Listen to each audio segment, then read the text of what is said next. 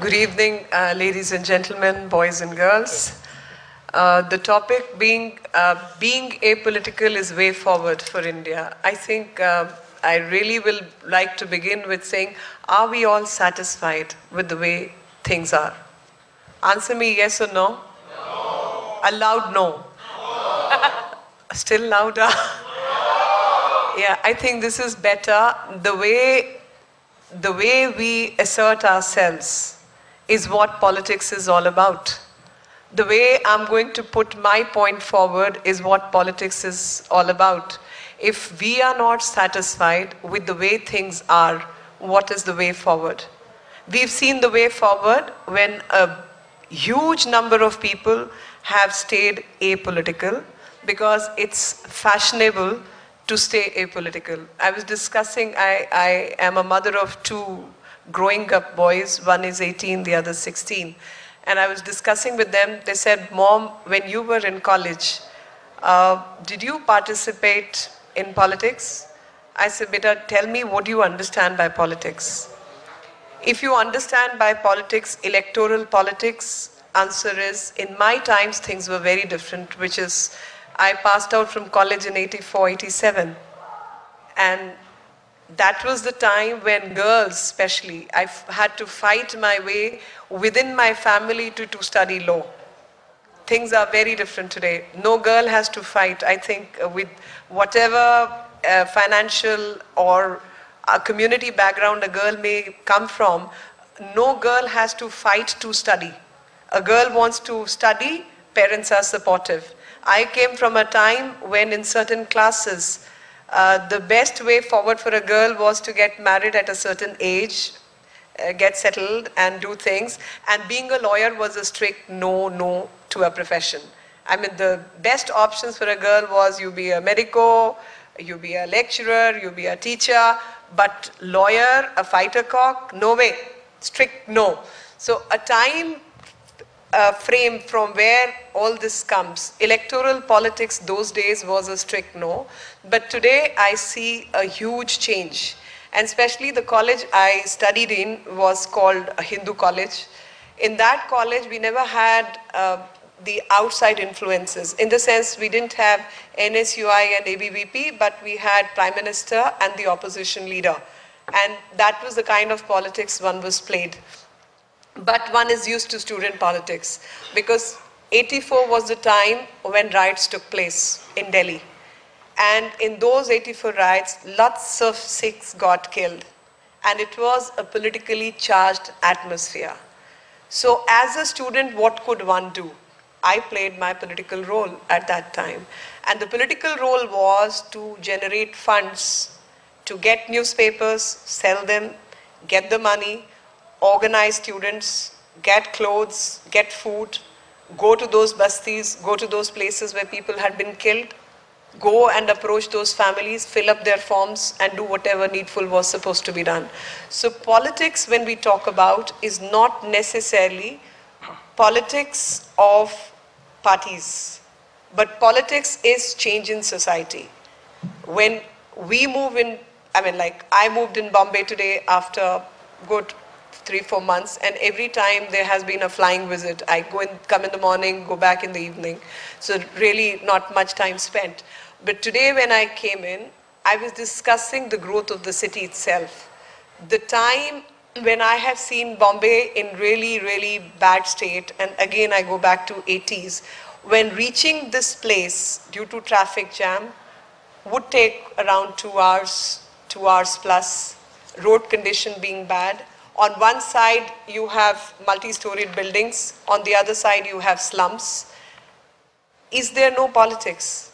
Because when we talk about land reforms, when we talk about ownership, when we talk about electricity, when we talk of sanitation, when we talk of water supply, do we need any change in administrative policies of the state? Do we want the changes to happen? And if we want changes to happen, how will these changes come? And the so-called reverable word which is being floated around in the media is so-called civil society groups. and I have my own take on this so-called civil society groups. I think civil society groups can deliver nothing. If you really want delivery systems to work, the civil society groups have to convert themselves into political lobbying groups. And the civil society is a misnomer, because there are, within the word of civil society, there are people who are citizens of this country and non-citizens of this country. Why I'm using this word? Anybody in Bombay or Mumbai is a citizen in a normal parlance. But to me, it is not so. To me, a citizen is somebody who exercises the right to vote. In Mumbai, there are populations, and every member of that population is not a citizen. As long as a citizen does not exercise the right to vote, a person cannot claim himself to be a citizen. So any change which we want to make, the change has to start from voting patterns. Change has to start from administrative changes. Change has to start, as a gentleman before me spoke, what is the goal?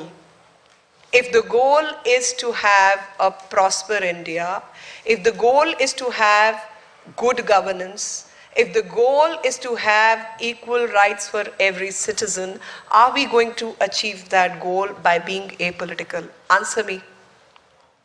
Can we achieve all this by being apolitical? What is the way forward then?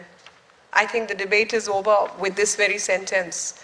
If the answer is no, that we can't get good governance, if we can't get a prosper India, if I cannot influence what the policies of the state should be, what as a member of a population I am doing?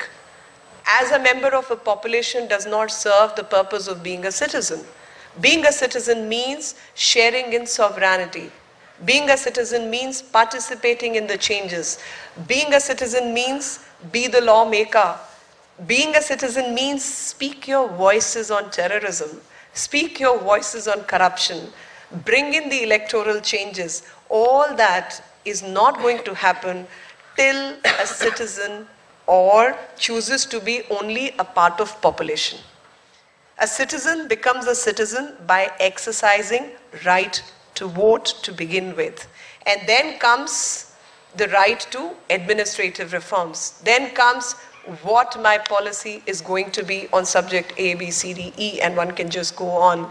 So for that purpose, my request to every member sitting in the hall will be, do you people have your electoral cards with you? To begin with, everyone. I think there will be some kids who are above 18 or just turned 18. Have you people collected your electoral cards? And if you have not, please collect them. Be a change maker. Participate in electoral processes. And by being member of the civil society, you are being most uncivil towards your own nation. Participate in the processes. Participate in the processes of change, and that is an achievable goal, and achievement that can come only by participation.